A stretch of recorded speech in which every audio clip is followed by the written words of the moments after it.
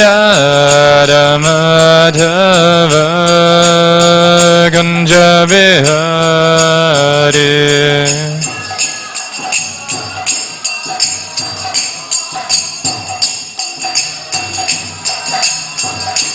Hare Krishna, Hare Krishna, Krishna Krishna, Hare Hare, Hare Rama, Hare Rama, Rama Rama, Hare Hare.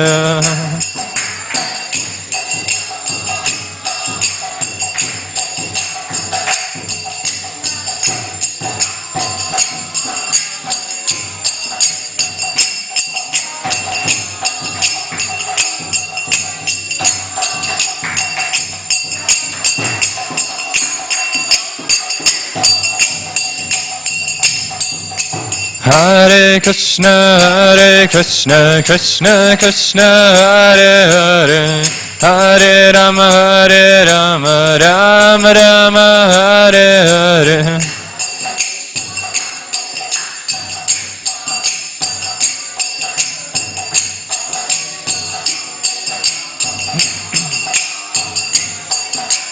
Hare Krishna, Krishna Krishna, Hare Hare, Hare Rama, Rama Rama, Hare Hare.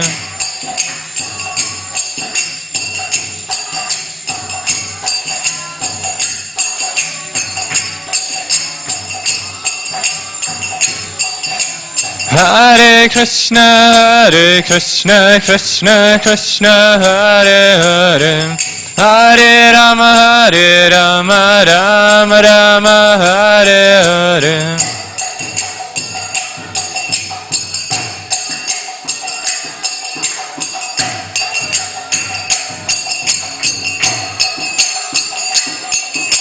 Hare Krishna, Krishna Krishna, Hare Hare, Hare Rama, Rama Rama, Hare Hare.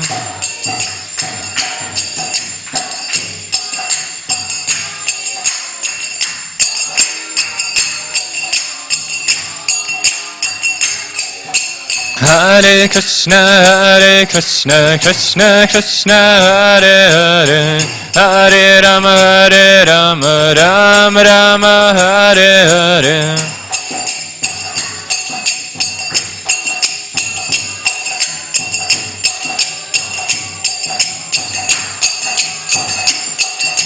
Hare Krishna, Krishna Krishna, Hare Hare, Hare Rama, Rama Rama, Hare Hare.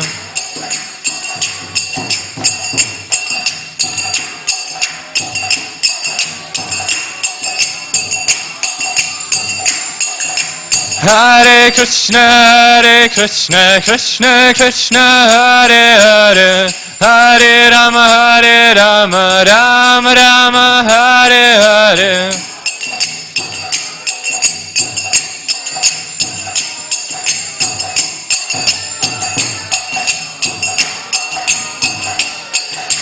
Hare Krishna, Krishna Krishna, Hare Hare, Hare Rama, Rama Rama, Hare Hare.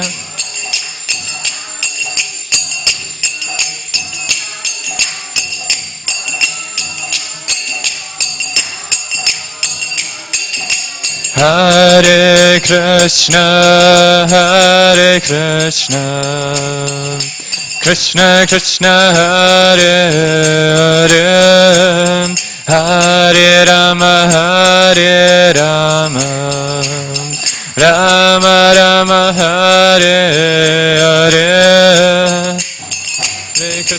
Hare Krishna, Krishna Krishna, Hare Hare, Hare Rama, Rama Rama, Hare Krishna, Krishna Krishna, Hare Hare, Hare Rama, Rama Rama, Hare Hare. Krishna, Krishna Krishna, Hare Hare, Hare Rama, Rama Rama.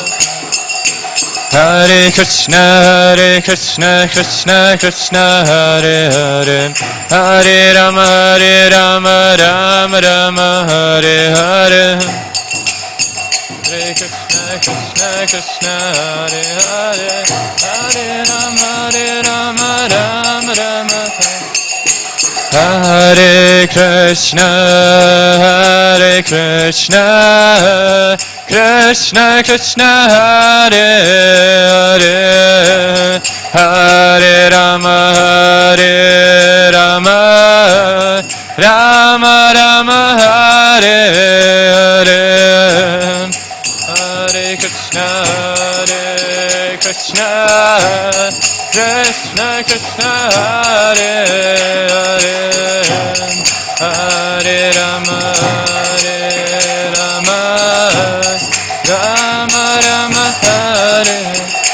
Jaya Radha Gopinatha, Radha Gopinatha, Shri Radha.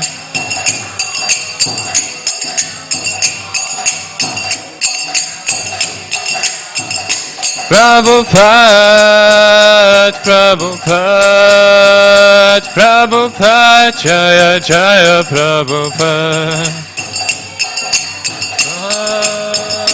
Prabhupada, Prabhupada, Jaya Jaya. Cham Vishnupad Param Sivraj Kachara Shrotar Shatas Divine Grace Abhacharan the Bhaktivedanta Swami Srila Prabhupada Ki Jai. ISKCON Founder Jai, BBD Founder Jai, Srila Prabhupada Ki Jai. Cham Vishnupad Param Sivraj Kachara Shrotar Shatas Divine Grace Bhaktisiddhanta Saraswati Goswami Maharaj Srila Prabhupada Ki Jai. Ananta Koti Vaishnavrinda Ki Jai. Krantara Chima Bhagavatam Ki Jai. Anita Gaura Premanande Hari Hari Bol.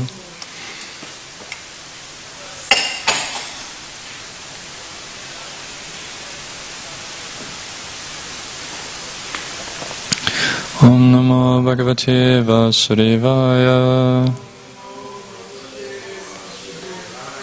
Om Namo Bhagavate Vasudevaya. Om Namo Bhagavate Vasudevaya. Hare Krishna. Today we are reading Srimad Bhagavatam, Canto 3, Chapter 4. Vidura approaches Maitreya, text 16, yeah. Karmanyani asya bhavo bhavasyate. Karmanyani asya bhavo bhavasyate. Turakashrayo atari bayat palayanam. Turakashrayo atari bayat palayanam. Kalatmano yat pramadayutashrama. Kalatmano yat pramadayutashrama. Svatman rati khetyati dirvidamiha. Svatman rati khetyati dirvidamiha. Karmanyani asya bhavo bhavasyate. Turgashrayatari payat palayanam. Kalatmano yat pramadayutashramaha. Svatman rati khetyati dirvidamiha.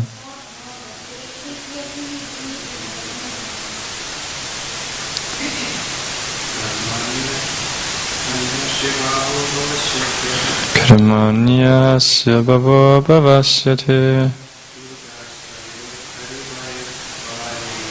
Turgashrayatari Bayat Palayanam Yanatmano Yat Pramadayutashamaha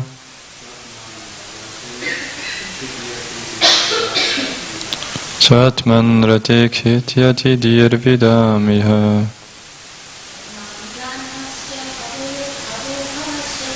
Karmanya Hasya Bhavo Bhavasyate Turgashrayatari Bayat Palayanam Latmano Yat Pramadayutashamaha Swatman Radhikityati Dirvidamiha Word to word Karmani. Activities. Anihasya, of one who has no desire. Bhavaha, birth. Abhavasya, of one who is never born.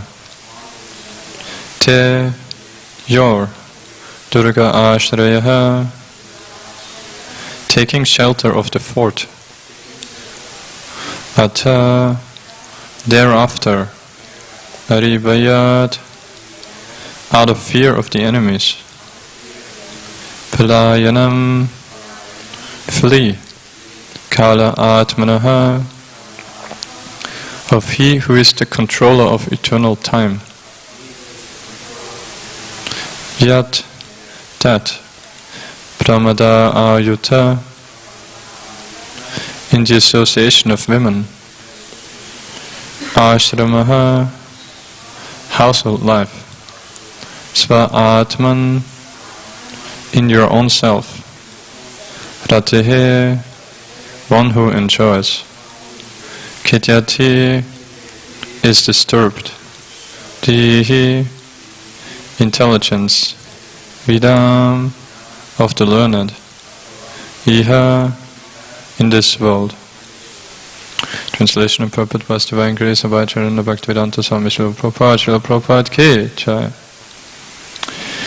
My Lord, even the learned sages become disturbed in their intelligence when they see that your greatness engages in fruitive work, although you are free from all desires, that you take birth, although you are unborn, that you flee out of fear of the enemy, and take shelter in the fort, although you are the controller of invincible time, and that you enjoy household life surrounded by many women, although you enjoy in yourself.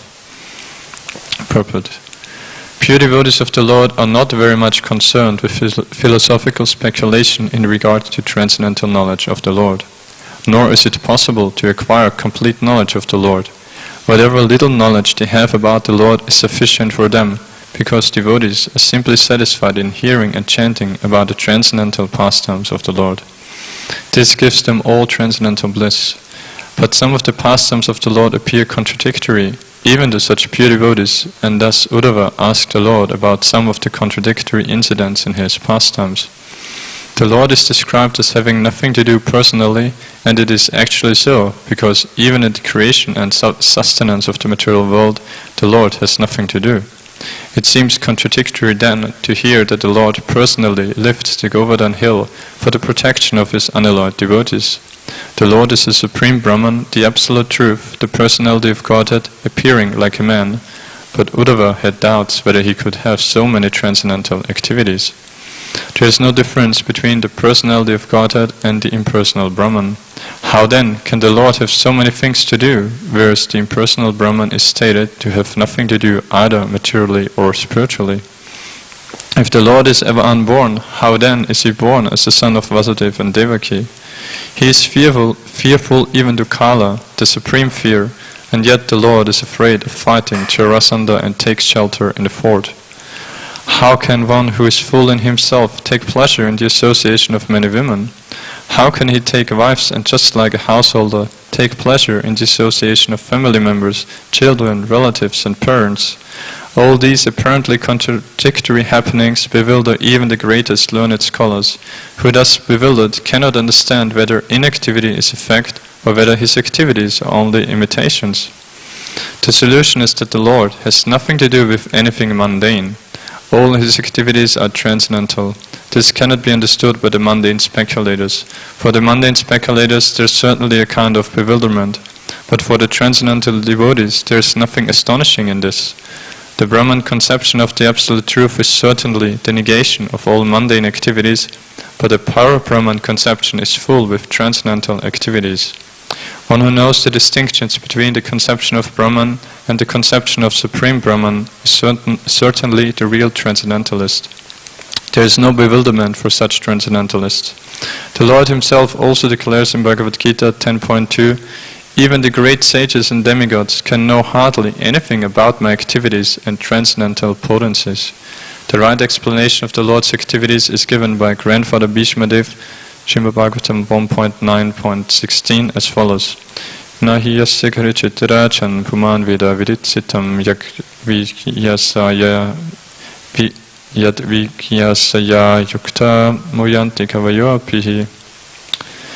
Om Akinati Vrimandasya Krinanjana Shalakaya Chaksharan Militam Yena Tasma Shri Gurave Namaha Shri Chaitanya Manopishtam Stapitam Yena Bhutale Svayam Rupa Kadamayam Dadati Svapadantikam Vandeham Shri Guru Shri Uta Padakamalam Shri Gurun Vaishnavamsha Shri Rupam Sagrachatam Sahakanarakanatan Vitam Tam Sachivam Sadvetam Savadutam Parichana Saitam Krishna Chaitanya Devam Shri Radha Krishna Padan Sahakana Lalita Shri Vishakhan Vitamscha He Krishna Karuna Sindhu Dina Bandhu Jagatpate Gopesha Gopika Kanta Radha Kanta Namaste Tapta Kanchana Gauranga Radhe Vrindavaneshwari Vrishabhana Sute Devi Pranamami Hari Priya Mancha Kalpatarupyascha Kripa Sindhyava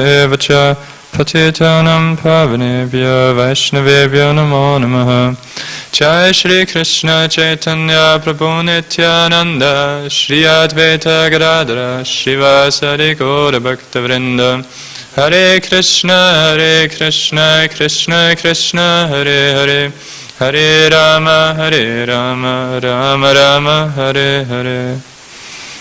Hare Krishna, thank you for coming this morning for Srimad Bhagavatam class. So we are in the chapter called Vidura Approaches Maitreya, following after we heard the last two chapters of Uddhava speaking to Vidura after he met him on the bank of the river Yamuna, and where Uddhava gave a kind of summary about Krishna's pastimes that he had performed even on this planet. And so now so far also we still hear from Uddhava, and not just from him but also we heard in the last several verses how he met the Lord and how the Lord spoke to him also very mercifully. So I'll just read the last few verses, which are very beautiful. How the Lord started to address Uddhava, and because as we know the pastime was that it was at the time when the Lord wanted to wind up his pastimes. So, and knowing that he sent Uddhava away to Badarik Ashram, and but Uddhava couldn't bear the Lord's separation, and so he followed him, and then the Lord spoke to him again, and so he and Maitreya Muni. Why is the chapter called Vidura Approaches Maitreya? Because Maitreya Muni happened to be nearby and seeing and witnessing the meeting of Uddhava with Krishna, and so he was able. The Lord allowed him, as we heard from Tudu, must have been some Ajñata Sukriti that he had, that he was allowed to be there and hear from the Lord and the conversation between the Lord and Uddhava, and so that's that. And then Uddhava later as well here he'll refer Vidura to Maitreya Muni, that knowing him to be senior, that he should hear from Maitreya. So that's why the chapter is called like that, and how the pastime goes. And so, so Krishna spoke to Uddhava first that, O Vasu, I know from within your mind what you desired in the days of yore, when the Vasus Vasus and other demigods responsible for expanding the universal affairs performed sacrifices. You particularly desired to achieve my association. This is very difficult to obtain for others, but I award it unto you.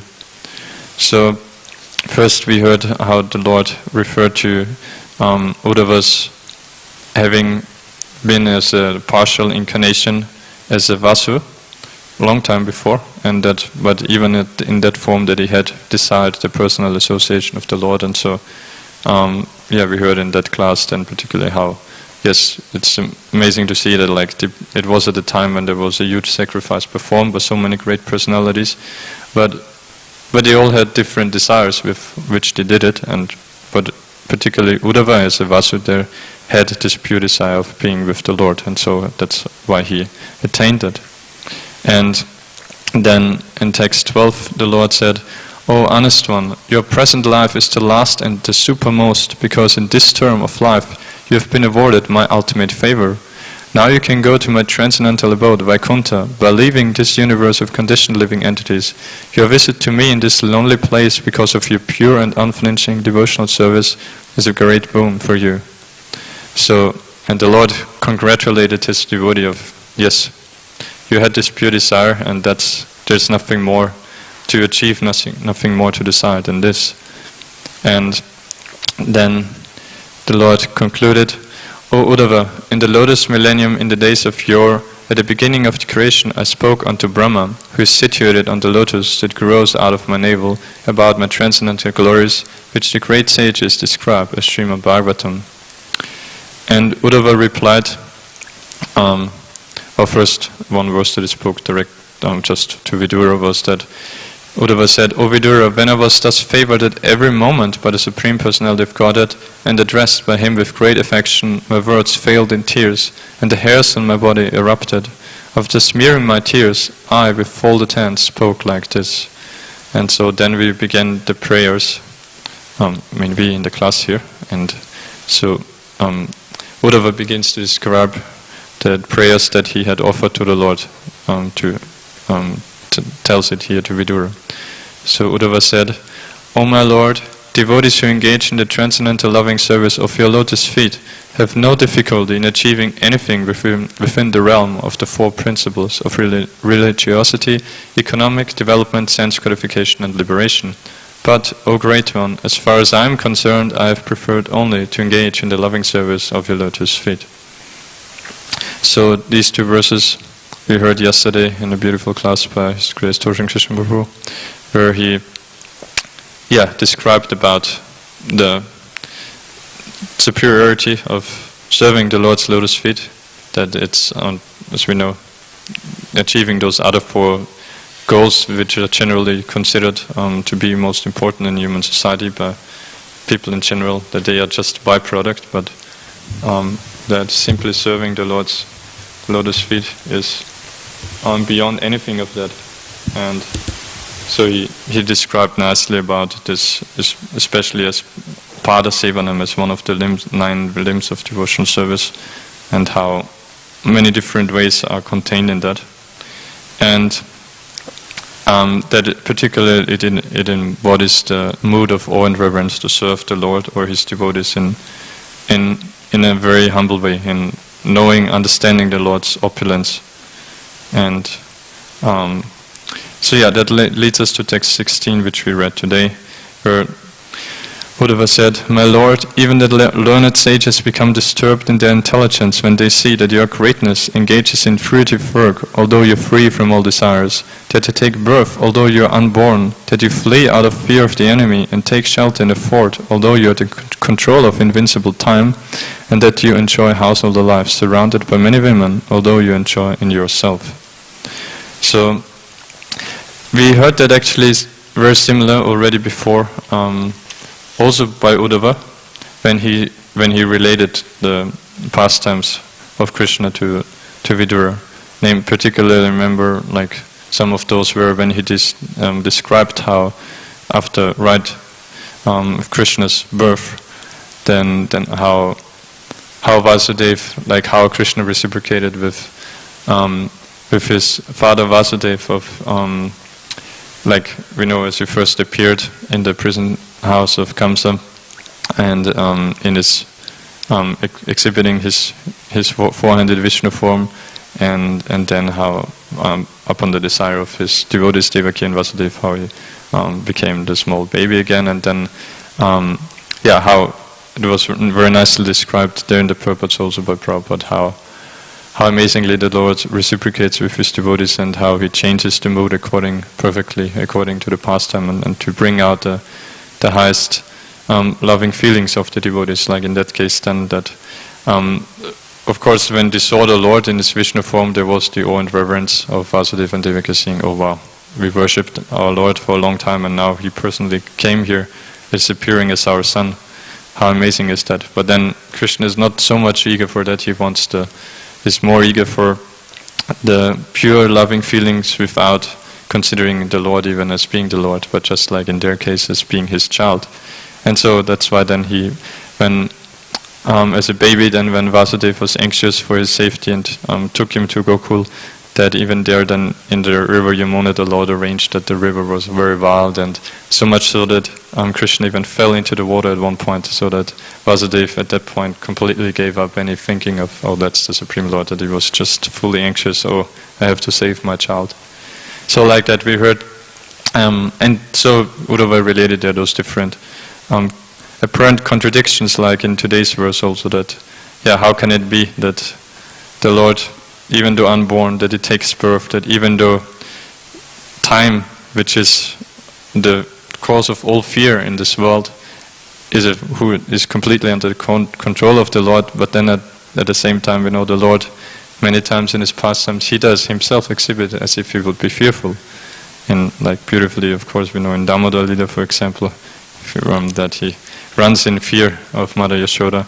But also in like the pastimes that Uddhava said there was, for example, how he was fleeing from the battlefield, as we hear in today again, out of fear of the enemy apparently, and took shelter in a fort, which refers to that he then arranged for Dwarka to be built by Vishwakarma and transported everyone there. So he apparently again, out of fear, he fled into the ocean, and those kind of apparent contradictions, which for atheists, those kind of things are, for them, they are kind of like a proof that they say, oh, just see how inconsistent that is, doesn't make sense there. How could God be like that? But at the same time, those who are actually intelligent, the devotees, they understand that, like, actually one of our acharyas, Srila Jiva Goswami, says that is actually the very definition of God, that he has to be inconceivable, otherwise there's no meaning to God.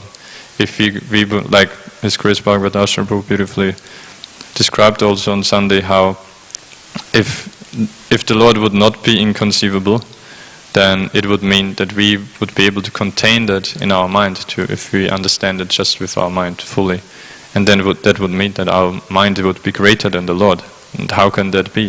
If imperfect beings like us in our conditioned state, especially here, but not even in our liberated state. We are infinitesimal, the Lord is infinite, so we cannot contain the Lord. So He's inconceivable. And that gives great joy to devotees to contemplate on these inconceivable facts and pastimes of the Lord, these qualities. So, in the beautiful purport, Prabhupada first made the point that for devotees there's no question of trying to speculate on understanding the Lord. They understand, as we said, that's the very definition of God, to be inconceivable. So they understand and accept this point in submission and relish that. And so because of that, then there's no point to speculate. But we receive the transcendental knowledge through Guru Parampara submissively. And even then, we know that we can never fully understand the Lord, as Prabhupada points out here. Rather, Prabhupada says then that whatever little knowledge they have about the Lord is sufficient for them, because devotees are simply satisfied in hearing and chanting about the transcendental pastimes of the Lord. Because, the devotees, we know that it is such a great joy and benefits us, even in our conditioned state, to hear about these inconceivable glories of the Lord, that our heart gets cleansed and we will more and more understand the Lord as far as we can and engage in loving service to Shri Shri Radha Gopinath. And then another point then Prabhupada makes in the understanding of the absolute truth of the Lord is that another contradiction that the absolute truth, one aspect is also the impersonal Brahman, and that impersonal Brahman has no activities. But then how can it be then that the same Brahman performs such pastimes? And Prabhupada explains then that is because the Brahman conception alone is not the full conception of the absolute truth, but rather there's Para-Brahman, and that is the Supreme Lord himself. Like Brahman, Prabhupada explains, is simply negation of all mundane activities. And that's where, as we know, the impersonalists are stuck with, that they think, simply want to get rid of anything material, and so they think the absolute truth is just that, nothing more. But as we know, the Lord is unlimitedly more. He has unlimited transcendental qualities and activities. And that is Para-Brahman, the Para-Brahman understanding of the absolute truth. And actually, there's already so little time left. So there's many beautiful examples Prabhupada gives here again, like about how Krishna can take birth although he is unborn, and how he is fearful, and then another point from the verse is about that apparently, like with his 16,108 wives, he enjoyed household life just an ordinary man, and although we know he's Atma Ram, and like not only with his wives, but we know also with the gopis and all the other devotees. Actually, we know, yes, the Lord is Atma Ram, self-satisfied, but then still he does expand, and that's like Srimati Radharani. We know it's his energy, so it's everything everything in existence. Actually, it is coming from the Lord. He's the summum bonum there, which means that everything emanates from him. And so, in that, also philosophically, in that way, if you understand that there's nothing outside the Lord, so it's still the same. Of being self-satisfied, even if he enjoys with anyone or anything else, because it's still coming from him. But still it gives him greater pleasure to do that, to expand into all the devotees and all the souls, and to have loving exchanges with them.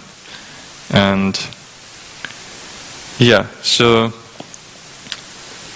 moving on to that, there's one, like, obviously in Shastra there's so many parts where we can hear about the Lord's transcendental opulences, but one amazing part is in Chaitanya Charitamrita, where in Madhya Lila chapter 21, called The Opulence and Sweetness of Krishna, where Sri Chaitanya Mahaprabhu instructs Sanatana Goswami. And I'll just take out a few points, because we don't have much time. And so one, like Mahaprabhu, he starts off by explaining to Sanatana Goswami that, that's text 57, where he says that the 3/4 part of Krishna's energy are beyond our speaking power. So thus, let us therefore hear elaborately about the remaining 1/4 of his energy. So he doesn't even, at least first of all, he doesn't go much, or doesn't go into even trying to describe the spiritual world, the spiritual energy, but simply gives some idea about his material energy, which is way inferior to his spiritual energy, as we know. And then he gives this famous pastimes, which we just recently heard also, Bhava Bhushan Prabhu, about how one time Lord Brahma came to Dwarka and was asked by the doorman which Brahma, by relating from Krishna the message, which Brahma is it, and we heard the pastime. I just want to take out a few points from that. So, like one, in general we hear about all the different Lord Brahmas coming there, but actually it's described that not only the Brahmas from all the different universes come there, some with tens, sometimes hundreds, some tens, some millions of heads, but even Lord Shiva's as well in the same way, and Indra's also. In the case of Indra's, it was not with several heads, but it was with eyes all over his body, also hundreds and thousands of eyes, and as Krishna then, or rather, and so another amazing point of Krishna's opulence there is that, so there was innumerable Lord Brahmas with innumerable heads, and Lord Shivas and Indras and everyone, and at the same time there, just in Dwarka, and our Lord Brahma, being the smallest one, saw all of that, but it's described that all the others actually, they didn't see each other. They just thought, I'm just called upon by Krishna and I see him by Krishna's inconceivable potency. It was made possible that they thought they are just themselves with Krishna. And whereas at the same time our Lord Brahma saw all of them. And so that's some of the amazing opulence of Krishna's, even just his material energy. And as we know, like, why is our Lord Brahma the smallest? Krishna explained that because our universe is the smallest, with the diameter of 4 billion miles. And actually, we know, even thinking just of our universe is completely inconceivable to us. How can we conceive of such an extent? We can't even conceive of our planet, or even much smaller things. We can't even conceive actually like how big is Sydney or anything. And so Mahaprabhu Krishnadas Kaviraj Goswami, relating this pastime, he then made the point that the unlimited potencies of Krishna are just like an ocean of nectar, and I have only touched but a drop of it. So, and then later, Mahaprabhu, after speaking about Krishna's opulence, then also speaks about Krishna's beauty, his sweetness. And before he starts that off, he says one beautiful line also, where he says, even a fractional understanding of Krishna's beauty can merge all the three worlds in the ocean of love of God. So, even a fractional understanding of Krishna's beauty, again, which shows us at the same time that we can't understand Krishna fully, nothing of him, and including his beauty, we will never be able to understand. And actually that's also like, personally, even on my neophyte stage, sometimes I take joy in that, in feeling when I stand in front of Radha Gopinath, that thinking, I'll never be able to understand how you can be so beautiful, and I never want to understand. Like as devotees, that gives us such joy that, yes, there is a person whose beauty is so amazing that, you can't conceive it, like nothing else, no one else's anything can be compared to them. And but simply such a fractional understanding can merge all the three worlds in the ocean of love. That's what Mahaprabhu personally says also. And then one example of that I just want to quickly give, because we can relate it to our daily practice as well. So he is describing that Krishna's slight smiling and fragrant illumination are compared to camphor, which enters the sweetness of the lips. That sweetness is transformed and enters into space as vibrations from the holes of his flute. And so Krishna's sweetness from his lips, through the flute, it enters into space, so as the sound of the flute.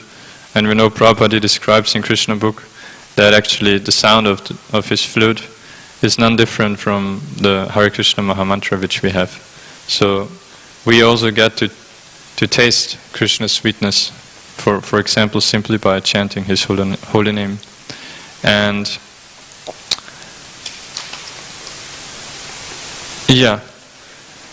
so now that we hear of those inconceivable glories of the Lord, yes, we take great pleasure, but then still for some of us, like myself at least, we still are not able to fully surrender to the Lord. And because if we would, then, like we know, Krishna says that this material energy, it can be overcome only by one way, and that is by surrendering unto Him. And so, which also means if we surrender fully, then we are not under the control of the material energy, then we are simply acting under His spiritual energy, under the shelter of Srimati Radharani, where we would only always act in love. But we find in our lives that still, even as devotees, many times we do things which we regret, where we see we're not acting in the spiritual energy, like we hurt other people's feelings. Even those whom we love, we don't want to hurt them, but somehow we can't control our tongue, our harsh, or things like that. But it also shows that we don't fully understand the power of Maya. So that's why, like His Grace Isvaresvara Prabhu, we have been at the good fortune to hear the last few Sundays his beautiful classes, which are mostly actually, but similar, like Prabhupada in his purpose always telling us that yes, you are this conditioned living entity who has been under the clutches of Maya for such a long time, and don't take it lightly, even now that we have come to Krishna consciousness and we got relief, we got some taste for spiritual life, and we got so much more happiness before, and our life got so much easier and more beautiful. But still, we should never take it cheaply. And and so in like Prabhu in his penetrating classes, he always gives us this push to the desire to get out of our comfort zone, not to be more eager to actually advance in spiritual life and to understand.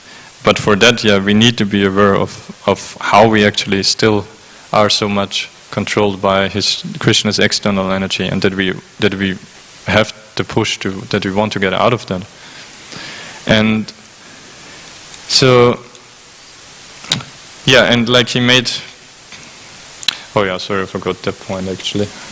Much time that actually in the first point that Uddhava made here about the apparent contradiction of Krishna's opulences, that your greatness engages in fruitive work, although you're free from all desires.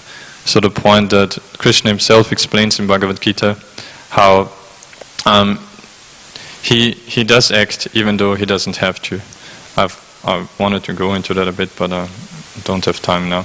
So that's in chapter 3 especially, and from text 8 to 15 he explains about karma, how the cycle of we human beings are supposed to perform yajna so that rain will come, that grains can grow on which we subsist, and then are able to study the Vedas, Brahma, and which tell us what duties to perform, our karma, of which part is yajna to perform again, so the cycle in karma. But then he goes on from text 16 onwards to describe about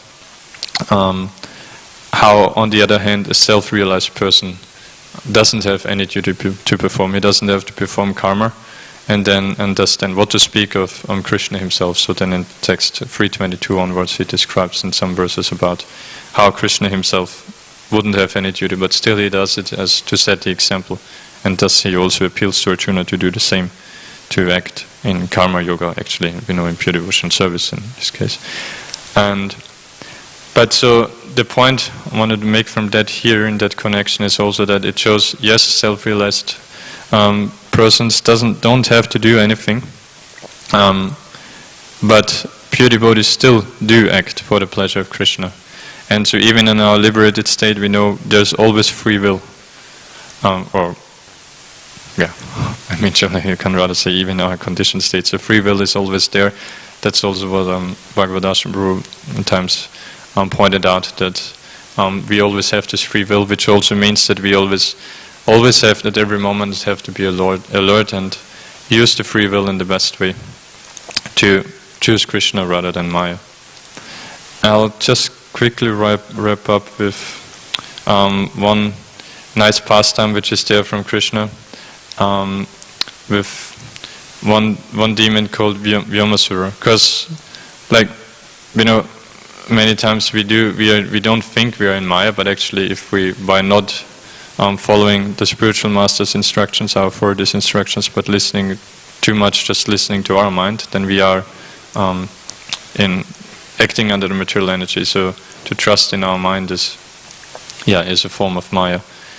And so there's one pastime of Vyomasura, who was one of the last demons who came to try to disturb Krishna in the Vrindavan before he then went off to Mathura to kill Kamsa. And so this demon, he was disguising as a cowherd boy, and they had a game where they were I think like riding on each other's backs and things like that. So he also did that, but what he did was he actually, one after the other, he took the cowherd boys and like taking them on his back, letting them ride on him, but then he took them all off into a cave, mountain cave nearby. And so he threw them into the cave and then put a big boulder, closed up the cave. And the cowherd boys, of course, being caught there in the darkness, they simply called out to Krishna, who rescued them, killed the demon. And so I heard in a lecture from Isvaresvara Prabhu some beautiful points about that. How, that represents Vyomasura as ourselves, rather trusting our mind, thinking that because many times it disguises as if it would be devotional, but then it actually puts us into illusion. It takes us off the track, and also another point that in being thrown in the dark cave there, it's similar as Bhagavad Prabhu also pointed out that in Maya we actually it's darkness. It's like he gave the example. It's like if it puts like a curtain in front of us that we can't see Krishna, and also in darkness we can't be fearless or we can't be happy. And that shows in the material world where everyone is always full of fear by nature, and even though we might not be aware of it, but that's because it is darkness. How can you be fearless if you're simply in darkness, if you can't see reality as it is? And how can you get out of such a cave?